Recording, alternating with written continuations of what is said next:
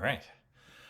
Let's talk the elements of fossilization. Yeah, just elemental composition things. So let's introduce biomineralization, and we'll talk more about this later. Biomineralization is when a living thing recruits inorganic molecules of, like, calcium carbonate, for example, and usually uses those to form either a fortress around the outside or some kind of assistance for movement or protection on the inside, like our bones, basically, which are calcium phosphate. And so there are different forms of these. Like aragonite is a form that lots of animals will lay down initially. Oftentimes, it'll get converted into just regular calcite crystals later through diagenesis. Yeah. Silicon dioxide, there are a lot of animals that can actually lay down literal glass as part of their biological beings, and that's pretty awesome. These things are all laid down with the help of lots of proteins and organic molecules that sort of pattern it and mold it and recruit all the parts and stack them up and make sure they stay in order and stay put together. It's a lot of work. It's not just bricks. You got to have bricks and mortar and lots of workers to put it together if you want to make a house. There you go.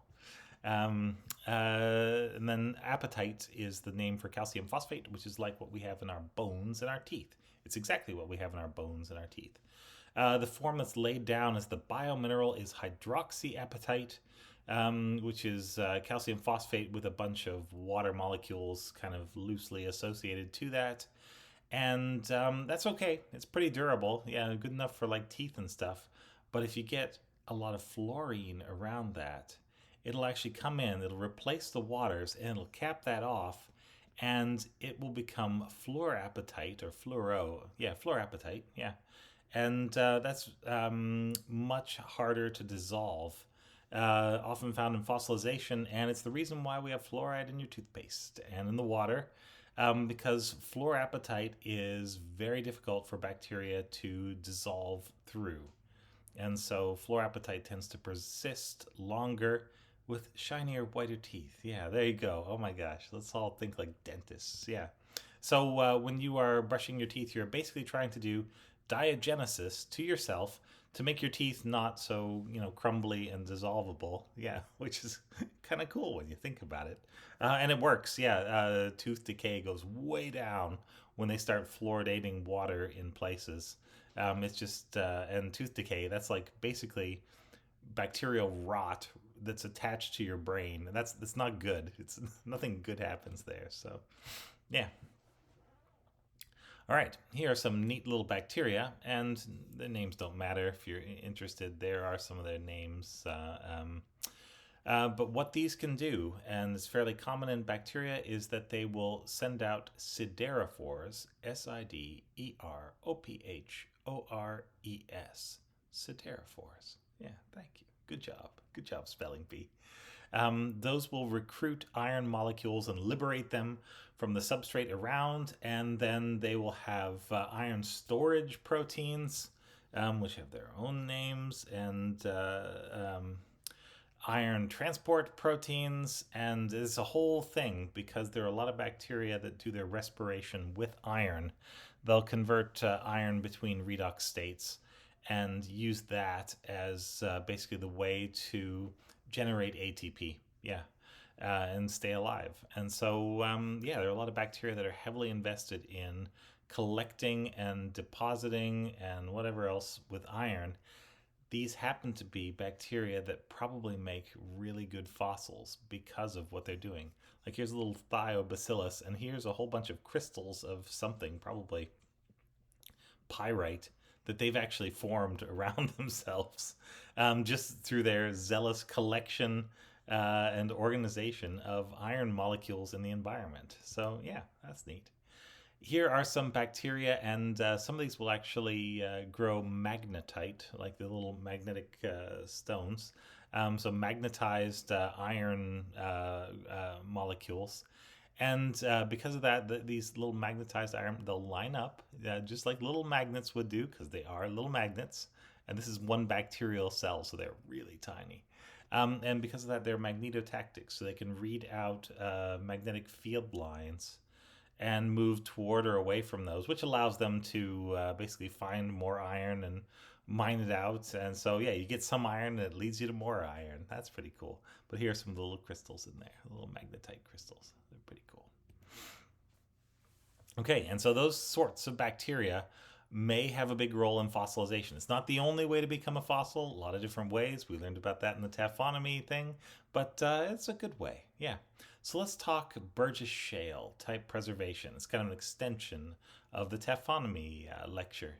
So here is a Burgess Shale fossil, and what you can do is energy dispersive X-ray scattering. So they call that EDS, where you, I think you're shooting X-rays at it. Either that or you're shooting electrons at it and looking for the X-rays that come off. I don't remember. I think we got a slide on that coming up. But what EDS will do is based on the energy level of the X-rays. Like, you know, the energy level that you're inputting, and then depending on what you get out, it's going to be a little different, but in an exact way. And the exact way will tell you which atoms this ran into, and bumped electrons up in valence and then let them fall back down or something like that.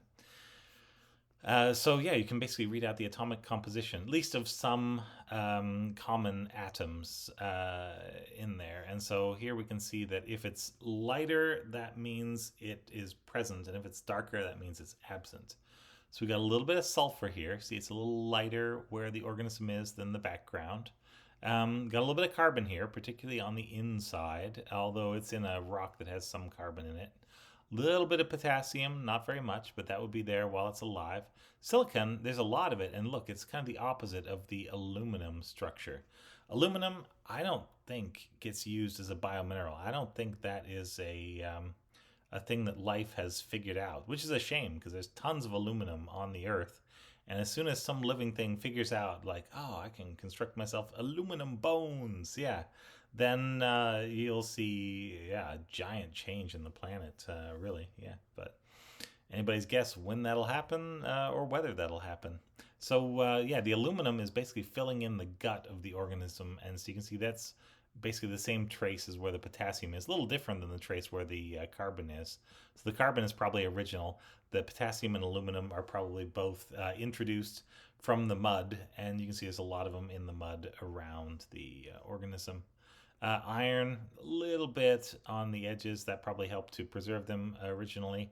Titanium, definitely deposited from the environment on the outside, as was the iron. These wouldn't have been original components, probably. Yeah, and calcium, really not much. It's kind of like a negative calcium void. Because for the most part, we don't think this organism was made of calcite. It was probably had silica biomineralization more than calcite. Probably a mix of proteins and a little bit of silicon dioxide, as far as we can tell. Here's a different one.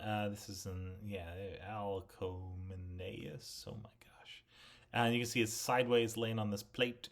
And you can see that there's a silicon trace. So Burgess Shale preservation, a lot of silica. And there's still some debate. Is this silica original, or is this silica preservation of the organism after it's died? Is this diagenetic silica, or is this silica that was there? But you can see if it's coming from the rock, there is not much of it in the rock. It is really being concentrated there, and so quite possibly, yeah, things that had silica in their carapace originally may be much more likely to preserve in Burgess Shale, which we have some components of that environment, but we definitely don't have all the things that were living there. There are traces from there that don't seem to match up to any animal.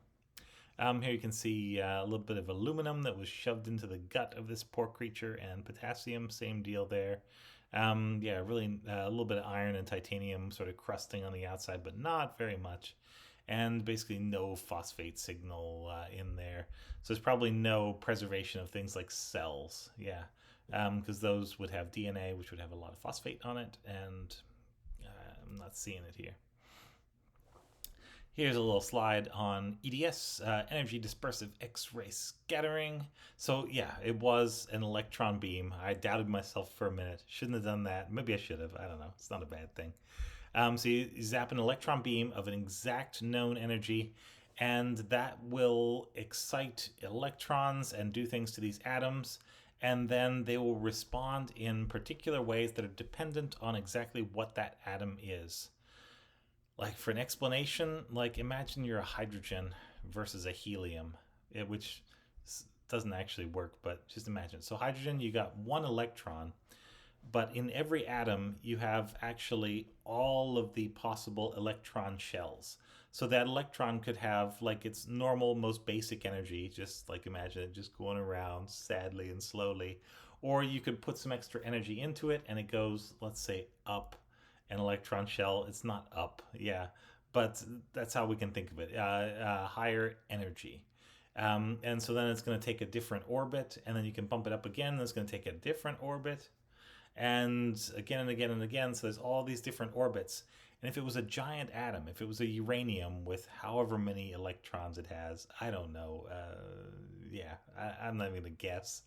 Then these are the energies that electrons would have to have in a bigger atom, because the electrons will have the lowest possible energy. There's certain stable points, and then once that's full, they'll have the next electrons will have the next highest energy, and the next highest, next highest, next highest, and so on all the way out. And then only the outermost, most energetic ones get to do chemistry and stuff like that. Anyway, you can accelerate, or you can add energy to any electron. You can bump it up, up, up, up, up, up, up.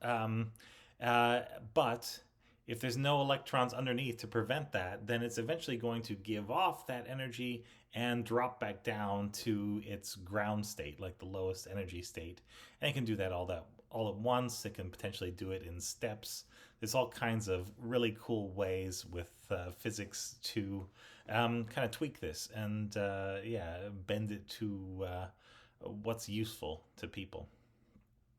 So there's a way you can do this, and you'll get off a certain number of X-rays, which can be detected, specialized detectors, and you'll know that an X-ray of a particular order, that's like, oh, that means you bump the electron up from this starting energy to this final energy, and you'll be able to look through a book and say, you know what, that can only happen if that was a sulfur atom. And so you'll know that sulfur will give you a particular, KeV. Here's all the energy levels that you would get for tin. You actually get a little series here. For lead, you'll get peaks that are right around here, and there are different peaks depending on exactly what has happened, and some things are more likely than others. Here's a bismuth set of little peaks, and so like bismuth and lead kind of overlap. Those might be hard to tell apart, although you can just analyze these things with a multiple linear regression model, and it'll do a pretty good job. Yeah, so there you go.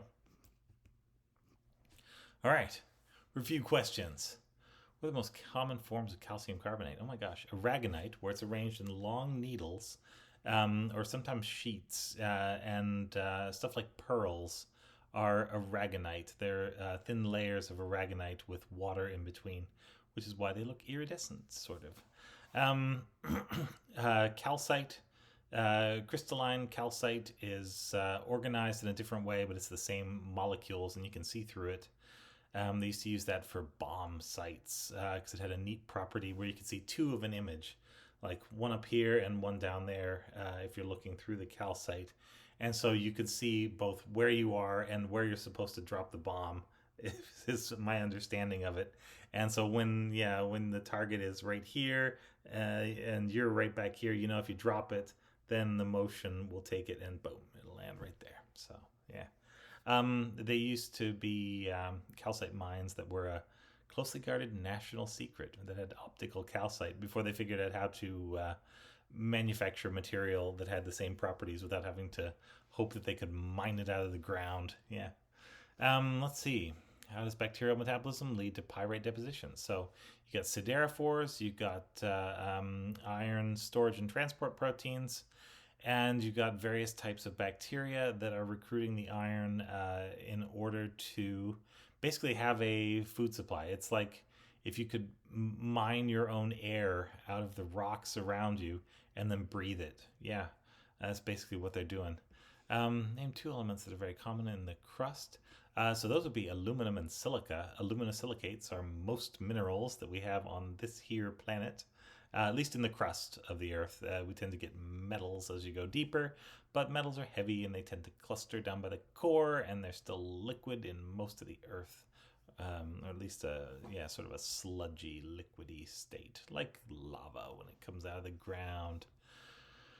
All right, how does EDS work? You shoot electrons at a thing, and you'll get X-rays coming back.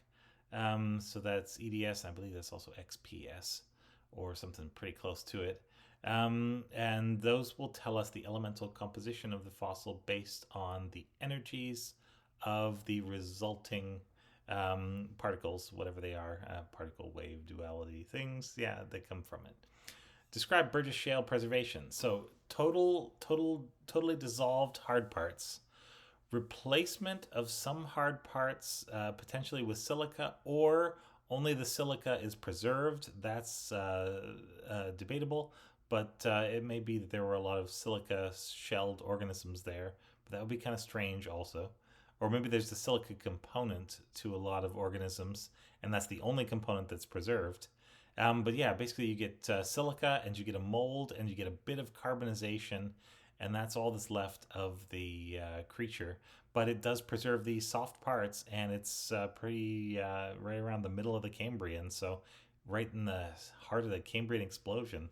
And so it's amazing. You get fossils from there that you never really see after that point. What diagenetic change we try to produce in the teeth of living humans, turning our hydroxyapatites into fluorapatites. Yeah, our pearly fluorapatites. There you go. So yeah, that's the idea. All right, thanks a lot.